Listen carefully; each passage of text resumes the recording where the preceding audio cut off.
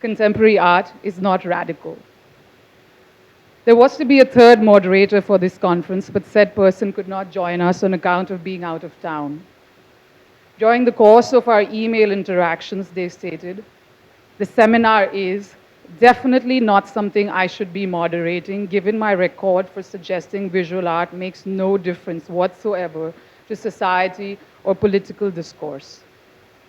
I responded, I am in fact aware of your views on visual art's lack of impact on political discourse. I even share them to an extent. For this same reason, and of course for several others, it would have been great to have you as moderator. Conferences can be terribly boring when nothing is at stake, which is often the case. Your position on this would have upped the ante, and that's always welcome. I had a lengthier response in mind, which I had started to formulate, but in the end had to leave it be because time did not permit. What follows really is my at-length response to the moderator's email. Here goes. Everything is political because no two observers are equally motivated. As such, all art is political. As such, draft, like everything else, is a politically charged entity. Having said that, when we first started to work on draft in January of 2014, we were very sure we didn't want to overdetermine things. We had the broad idea of public debate in mind, and outside of this, we wanted to work with whatever came our way.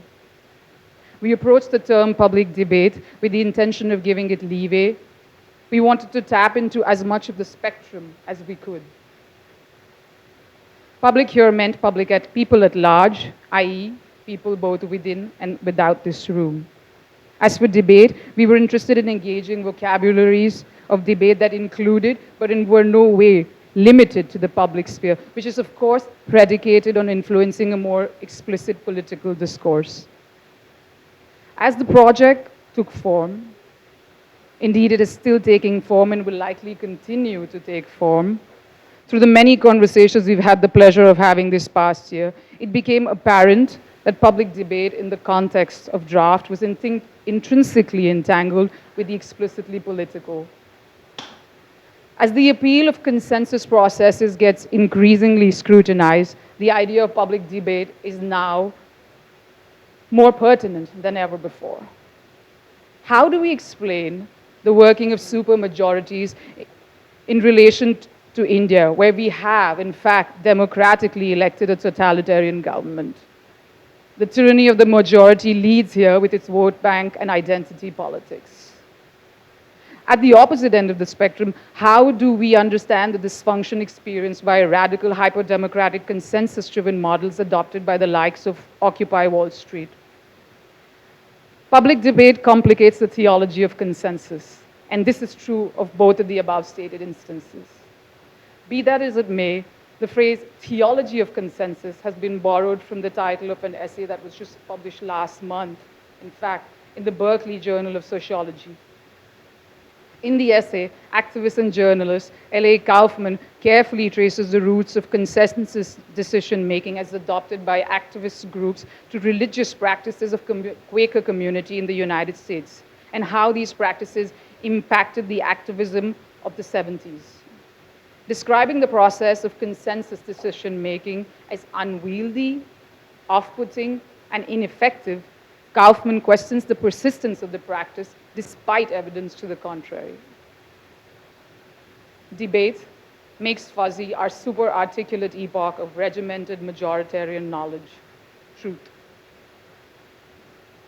Bombay, Cairo, Cape Town, Hamburg, Hong Kong, Mexico City, Shanghai, St. Petersburg, and Zurich. It's clear that everywhere the idea of change is at stake. In the context of draft and indeed contemporary art, the problematic posed by the absent moderator is now more foregrounded than ever before. When Helena, who's right here up front, wrote in the details of their conference presentations, I wrote in with the details of their conference presentations, I misread not once but several times the joint title of the Mexico Collaborative as political art in the time of public collapse, as opposed to the intended public art in the time of political collapse. Freudian slip, very much. Critics have repeatedly problematized and the relentless privileging of political themes in art and pointed out, with good reason, that contemporary art has little or no bearing on society and political discourse. Unfortunately, contemporary art practitioners are largely accountable for proliferation of this prejudice and or skepticism. And this brings me to my title provocation, or at least I think it's a provocation. Contemporary art is not radical. The problematic of contemporary art's impact on political discourse arises when it is proposed as a radical force. And this position of radicality appears more and more to be the case. We regularly receive project mailers laying claim to this radical zeal. And I can totally see why. Radical is sexy, it's seductive as hell. And I'm pretty certain there are a bunch of PhD papers written on this already. In his essay titled Balibarism for N Plus magazine, Bruce Robbins, professor of humanities, Columbia University, writes, at a debate in Southern California in 2007, the French philosopher Alain Badiou informed the French philosopher Etienne Balibar that he, Balibar, was a reformist. And you, Monsieur Balibar, replied, are a theologian. Robbins continues, both of these epithets have more than a grain of truth to them. Both also say something, alas, about why Badiou, Rancière, Zizek, and Hart and Negri all sell better in America than Balibar. Reform sounds like a chore, and left-wing theology, that has an occult revolutionary ring to it. And with that, we're back to theology. I'm just saying. Moving on, though, my contention here is that art is a change, my contention here is that art is an agent of change and does, in fact, impact political discourses, but in misconstruing it as a radical force, we're doing it a gross disservice. Significantly, radical comes from the Latin radicalis, as in that which goes to the root. And getting to the root is always a slow process. It requires a lot of digging and unearthing, because we're not just talking about any root here, because there is no single root. We're talking about rhizomatic roots which grasp at multiplicities. Contemporary art is a large idea, so full of so many hybrid perspectives, sometimes so full of itself too, but I won't get into that right now. It has an infinite girth, and it needs generations to travel. Contemporary art is not radical, but reformist. Change is more often than not reformist. Published in 2011, Erica Chenoweth and Maria J. Stephens' Why Civil Resistance Works, the strategic logic of non-violent conflict, makes a resounding case for a reformist approach at large. According to the authors, for over a century, from 1900 to 2006, campaigns of non-violent resistance were more than twice as effective as their violent counterparts in achieving their stated goals. Combining evidentiary arguments, including statistical analysis with case studies of specific countries and territories, the book, of course, includes more than just a mention of Mohandas Karamchand Gandhi.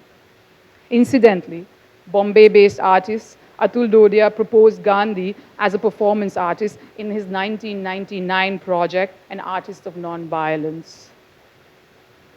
Change is hard won, even at a personal level. As early as 1890, philosopher and psychologist William James, in his text, The Principles of Psychology, wrote about the personality setting down by the age of 30. Empirical evidence states that James continues to be right. However, research also suggests that while our characters get more and more ossified, it is still possible to go against the grain should we invest ourselves in it.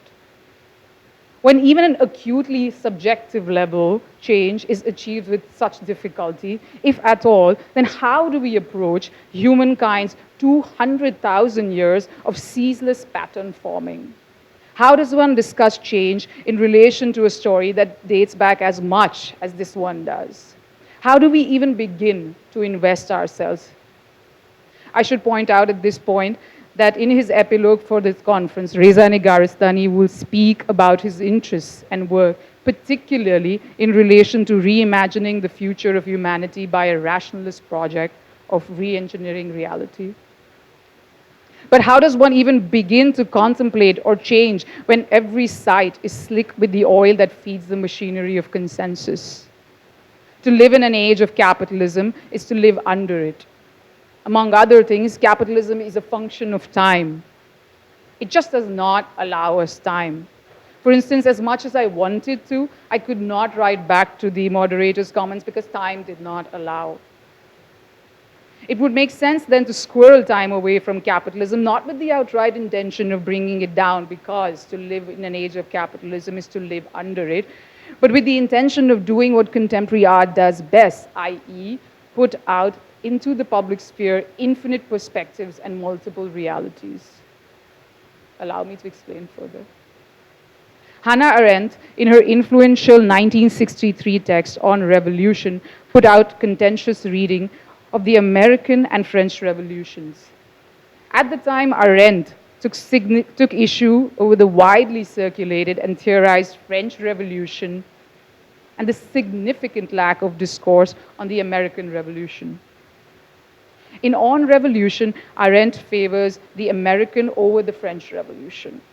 In her view, the latter's preoccupation with what she termed, I quote, the social question was aimed at taking down economic and social injustices. The former was more invested in constituting a democratic public sphere or domain with the intention of enabling civic freedom through the sway of democracy. In the end, however, Arendt considered both revolutions as failures because they failed in establishing a political space that was nurturing of public spheres.